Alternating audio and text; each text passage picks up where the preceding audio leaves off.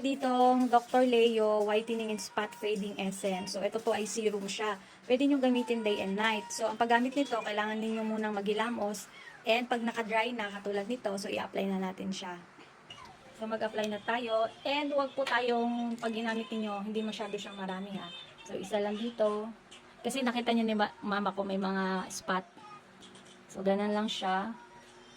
Small amount lang nakalagay sa ating description. So, ganun lang natin, oh. Tapos, pagtuyuin natin. Ganyan lang. Pati liig isama natin after nito. Tapos, ito, yung liig. Diba? Yan yung batok, syempre.